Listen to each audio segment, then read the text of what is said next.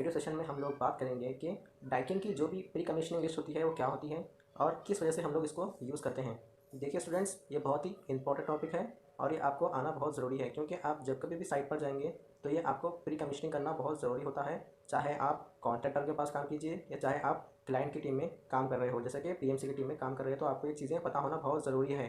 ठीक है, तो ये जो प्री कमीशनिंग चेकलिस्ट होती है ये हम क्यों यूज़ करते हैं, क्योंकि जो भी हमारा वर्क रिलेटेड टू हमारी साइट होता है, हमारा प्रोजेक्ट होता है, वो कमीशनिंग से पहले कंप्लीट हुआ है या नहीं हुआ है, ये इंश्योर करने के लिए हम लोग ये प्री कमीशनिंग लिस्ट को जनरेट करते हैं और इसमें जो भी चीज़ें हैं वो उसको टिक करते हैं एंड देन हम अप्रूवल के लिए भेजते हैं। जैसे ही हमें अप्रूवल मिलता है तो जब हम कमीशनिंग कर सकते हैं, अदरवाइज हम कमीशनिंग नहीं कर सकते अगर हमें प्री कमीशनिंग चेकलिस्ट का अप्रूवल नहीं मिलता है तो देखिए फ्रेंड्स, जैसे कि आप लोग देख सकते हैं हमारे स्लाइड में, pre commissioning checklist required 48 hours before schedule date of commissioning. इसका मतलब ये है दोस्तों कि हमें 48 आवर्स पहले ही, जब हम कमीशनिंग करने से 48 आवर्स पहले ही हमें प्री कमीशनिंग चेकलिस्ट रिक्वायर्ड होती है। ठीक है, चलो उसके बाद हम आगे देखते हैं। उसके बाद रिक्वेस्टेड कमीशनिंग डेट मीन्स, जैसा कि हम लोग कब कमीशनिंग कर रहे हैं वो हम लोग रिक्वेस्टेड डेट हम वहाँ पर लिखते हैं, कब हम लोगों ने रिक्वेस्टेड डेट डाली है कमीशनिंग के लिए। उसके बाद इंस्टॉल कंप्लीशन डेट मीन्स हमारे जो भी इंडोर है, आउटडोर है और जो भी हमारा पाइपिंग नेटवर्क्स है और जो भी हमारी चीज़ें होती हैं, जैसे कि केबल ट्रेस, बहुत सारी चीज़ें होती हैं, मैं आपको आगे दिखाऊंगा।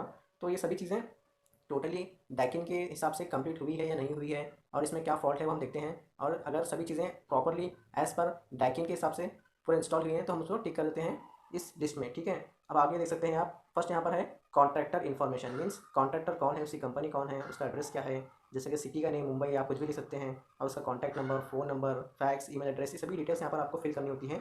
उसके बाद हम लोग देखेंगे कि जॉब साइट इन्फॉर्मेशन क्या है मीन्स आपका जो भी प्रोजेक्ट है उसका नेम क्या है, उसका एड्रेस क्या है, वो कौन सी सिटी में है और जो भी क्लाइंट का जो भी पीएमसी के लोगों का नंबर है वहाँ पर आप लिख सकते हैं। ठीक है, आप अब आगे देखेंगे हम लोग कि साइट चेकलिस्ट क्या होती है। ठीक है, रिफ्रिजरेंट पाइपिंग, फर्स्ट वन है रिफ्रिजरेंट पाइपिंग। ठीक है, तो उसमें हम लोग देखते हैं, has the refrigerant piping been installed in accordance with Daikin installation guidelines. इसका मतलब ये है दोस्तों कि हम लोगों ने डाइकिन के गाइडलाइंस के हिसाब से हमारा जो भी इंस्टॉलेशन है वो किया है या नहीं किया है, वो यहाँ पर हम लोग अगर किया है तो यस कहेंगे, अगर नहीं किया है तो नो नो कर टिक करेंगे। ठीक है, उसके बाद हम लोग आगे देखते हैं, has the refrigeration piping been pressurised और pressure tested and leak test. जैसा कि आप लोगों को मैंने बताया कि हम लोग जब कभी भी हमारा पाइपिंग नेटवर्क हम लोग इंस्टॉल करते हैं, जो कॉपर पाइपिंग होती है उसको हम लोग एक प्रेशर टेस्ट करते हैं। उसमें हम लोग नाइट्रोजन को 400 PSI या फिर 500 PSI या फिर 550 PSI तक हम लोग उसको प्रेशराइज करते हैं, करके हम लोग लीक चेक करते हैं। वो टेस्ट हमने किया है या नहीं किया है उसको हम लोग यहाँ पे टिक करना है। यूजुअली हर कोई करता ही है तो हम लोग उसको यस करेंगे। उसके बाद if the system has been pressurise what was the amount of pressure applied, जैसा मैंने आपको ऊपर बताया कि कितना हम लोगों ने प्रेशर यहाँ पर अप्लाइड किया है। अगर हम लोगों ने प्रेशराइजेशन सिस्टम का जो भी हमारा टेस्ट है हम लोगों ने कंप्लीट कर लिया है तो कितना हम लोगों ने वहाँ पर प्रेशर अप्लाई किया हमारे पाइपिंग नेटवर्क में। तो जैसे कि मैंने आपको बताया कि 400 PSI तक करते हैं, कोई 500 या फिर 550 PSI तक भी इसमें प्रेशर होल्ड करते हैं। वो बस हमें यहाँ पर लिखना कि कितना मैक्सिमम प्रेशर हम लोगों ने वहाँ पर होल्ड किया है। ठीक है, उसके बाद हम लोग आगे देखते हैं, what was the duration of the pressure test means pressure test का ड्यूरेशन क्या है। देखिए दोस्तों, अगर हम लोग डायल गेजेस यूज़ कर रहे हैं कन्वेंशन मेथड के तो हमें मिनिमम 12 आवर्स लगेंगे। अगर हम लोग डिजिटल मीटर्स यूज़ कर रहे हैं जो नॉ डेज बहुत सारी जगह यूज़ हो रहे हैं तो उसमें हमें 4 या 5 घंटे में हमें पता चल जाता है कि हमारे सिस्टम में लीक है या नहीं है, या फिर 2 या 3 घंटे अंदर पता चल जाता है। लेकिन ज़्यादातर लोग 12 आवर्स के लिए करते हैं। तो जितने भी आवर्स के लिए आपने किया है आपकी साइट पे, आप अपनी साइट पे देखिए जो भी मेथड आप यूज़ कर रहे हैं, कन्वेंशन मेथड यूज़ कर रहे हैं तो 12 आवर्स के लिए करेंगे।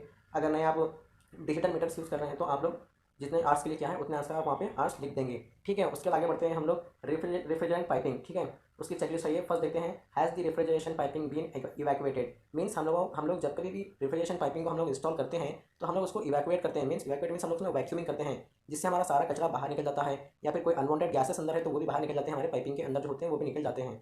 तो इसलिए हम लोग ये प्रेशर टेस्ट या फिर ये इवैक्यूएशन प्रोसेस करते हैं।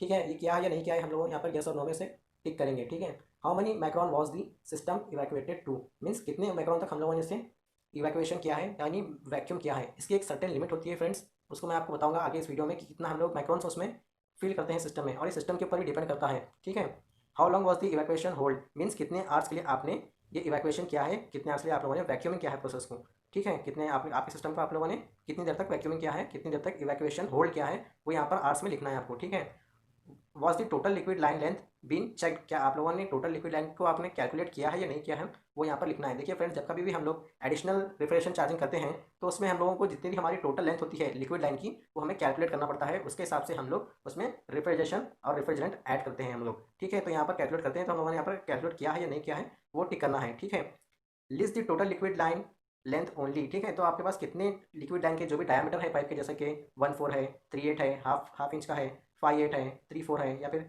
7/8 का, जितने भी डायमीटर होंगे आउटर डायमीटर पाइप का, उतने वो पाइप के जितने भी लेंथ होंगे वो डायमीटर के मीन्स हाफ इंच के इतने 20 फीट पाइप है या फिर 40 फीट पाइप है, ये हम लोग उसमें लिखेंगे, या फिर आप मीटर में भी लिख सकते हैं इसको, ठीक है। यहाँ पर ये सभी पाइप हम लोग लिखेंगे, पूरे साइड के पूरे ओवरऑल कैलकुलेट करेंगे हम लोग, कैलकुलेट करने के बाद लिखेंगे, ठीक है। उसके आगे बढ़ते हैं।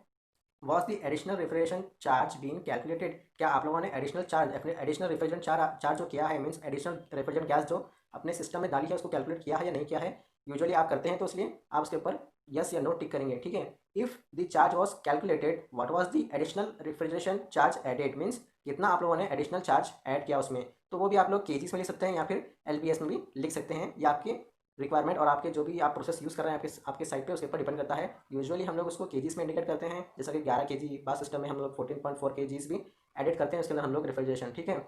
उसके बाद have stop valve been open, मतलब स्टॉप वॉल उस वक्त ओपन था या बंद था, वो हम लोग लिखेंगे यहाँ पर यस और नो के इंडिकेशन में, ठीक है। Have both the liquid and suction line been fully insulated, means हमारे जो भी लिक्विड लाइन होती है या फिर हमारी जो गैस लाइन होती है, देखिए दोस्तों ये लिक्विड और सक्शन लाइन को हम लोग लिक्विड लाइन को हम लोग सक्शन लाइन भी कहते हैं, मीन्स लिक्विड लाइन को हम लोग लिक्विड लाइन कहते हैं और सक्शन लाइन को हम लोग गैस लाइन भी कहते हैं, ठीक है। तो इसमें आप लोग कन्फ्यूज मत होइए, इसके दो नाम हैं, ठीक है। तो जो भी हमारी लिक्विड लाइन है और गैस लाइन है वो फुल्ली इंसुलेटेड है या नहीं है नाइट्रल रबर इंसुलेशन से, ठीक है। यूजुअली करते हैं, अगर कहीं पे नहीं किया तो आप नो भी डाल सकते हैं, यहाँ पर किया है पूरे सिस्टम में तो हम लोग उसको यस करेंगे, ठीक है। उसके बाद आती है बारी इलेक्ट्रिकल कनेक्शंस की, ठीक है। अब इलेक्ट्रिकल कनेक्शन हम लोगों ने किस तरह से किए हैं वो हम लोग देखेंगे। Have all the line voltage connection made to indoor and indoor outdoor unit, ठीक है। जैसे कि हम लोग देखेंगे कि सभी जो भी हमारे लाइन है वोल्टेज कनेक्शन की जो उनसे पावर सप्लाई कर रहे हैं हम लोग हमारे इंडोर को और आउटडोर को, वो कनेक्टेड है या नहीं है इंडोर से और आउटडोर से हम लोग चेक करेंगे, ठीक है। यूजुअली कनेक्ट करते हैं तो हम लोग यहाँ पे यस डालेंगे। Have all control wiring connection been made, means हमारी एक कम्युनिकेशन वायरिंग होती है जो कंट्रोल वायरिंग कनेक्शन करें ना तो उसको हम लोग कम्युनिकेशन वायर भी कहते हैं इसको, ठीक है। और इसको नेटवर्किंग वायर भी कहते हैं इसको, ठीक है। तीन नाम है इसके दोस्तों, ये आपको इंटरव्यू में क्वेश्चन पूछा जा सकता है, ठीक है। इसके तो तीन नाम होते हैं, इसको हम लोगों ने सही से इंस्टॉल करना होता है, ये बहुत ही इंपॉर्टेंट प्रोसेस होता है, इसको भी आप आगे आपको बताऊंगा मैं। क्योंकि अगर आपके जो कंट्रोल वायरिंग में प्रॉब्लम आती है तो आपके पूरे सिस्टम में वो प्रॉब्लम आ जाएगी, तो आपको बहुत ही केयरफुली कंट्रोल वायरिंग या फिर कम्युनिकेशन वायरिंग को आपको इंस्टॉल करना होता है। List what type wire was install, means कौन सा टाइप का वायर आपने कम्युनिकेशन वायरिंग या फिर कंट्रोलिंग वायरिंग में आपने यूज़ किया है, मीन्स स्टैंडर्ड वायर यूज़ किया है या फिर नॉन स्टैंडर्ड वायर, और वो वायर का गेज क्या था, मीन्स हम लोग ज़्यादातर 1.5 शील्डेड वायर यूज़ करते हैं हम लोग, double core shielded wire use करते हैं हम लोग, तो वो वायर यूज़ किया है, कौन सा वायर क्या यूज़ किया है आपको बस वहाँ पर कोड कर देना उसका नेम, ठीक है। Have all remote control been install, means जैसे कि हमारा आरसी कंट्रोल रिमोट होता है उसको हम लोग इंस्टॉल करते हैं, बाकी रिमोट तो हमारे जो भी होते हैं वायरलेस होते हैं, तो वो हम लोगों ने इंस्टॉल किए हैं या नहीं किए वो भी आपको देखना है, ठीक है। Are there remote sensor install, means जब कभी भी हम लोग इंस्टॉल मीन्स हमारा जो एफ ए होता है, एफ को जब हम लोग सॉरी एफ बोल रहा हूँ, जैसे कि हमारा जो फैन कॉल यूनिट होता है, फैन कॉल यूनिट को हम जब कभी भी ऊपर इंस्टॉल करते हैं तो उसके नीचे हम लोग एक सेंसर बिठाते हैं, क्योंकि हम लोग उसको वायरलेस रिमोट से कंट्रोल करते रहते हैं, तो वहाँ पर एक सेंसर होता है, और सेंसर हम लोगों ने प्रॉपर तरीके से उसको इंस्टॉल करना होता है, क्योंकि वो हमारे रिमोट के जो भी हमारा जो एसी का रिमोट होता है उसके रेंज में आ जाए और उसके डायरेक्ट कॉन्टैक्ट में रहे, तो हम लोग उसको बहुत ही केयरफुली इंस्टॉल करना होता है, ठीक है। What is the value of the line voltage present, means कौन सी वैल्यू है, मीन्स L1 है, L2 है या फिर L3 है, मीन्स L1 L2 L3 से मुराद है कि कौन सा लो वोल्टेज है, मीडियम वोल्टेज है या फिर हाई वोल्टेज है, ये आगे आपको बताऊंगा कैसे करते हैं, ठीक है। Was a system been properly electrically grounded, means आपने इसको ग्राउंडेड किया है या नहीं किया है वो भी आपको देखना है। इफ़ न्यू कंस्ट्रक्शन इस building being supplied with temporary power, means आपको देखना है कि बहुत सारी बिल्डिंग्स हम लोग कंस्ट्रक्ट करते हैं तो वहाँ पर टेम्पररी पावर देते हैं या फिर वहाँ पर परमानेंट मीटर आया है नहीं आया है वो भी आपको देखना होता है, और मतलब वहाँ पर कौन सा पावर सप्लाई हो रहा है वो भी आपको देखना होता है। तो दोस्तों वीडियो बहुत लंबी हो रही है। इसका जो भी रिमेनिंग पार्ट है इस चेकलिस्ट का मैं आपको पार्ट 2 में दूंगा, क्योंकि ये चेकलिस्ट में बहुत सारी चीज़ें हैं जो एक वीडियो में कंप्लीट करना थोड़ा मुश्किल है। तो हम नेक्स्ट वीडियो में इसके जो भी रिमेनिंग पार्ट है इस चेकलिस्ट का उसके बारे में बात करेंगे। अगर वीडियो पसंद आया तो हमारे चैनल को सब्सक्राइब कीजिए और इस वीडियो को ज़्यादा से ज़्यादा शेयर कीजिए अपने दोस्तों के साथ। चलिए अब हम मिलते हैं।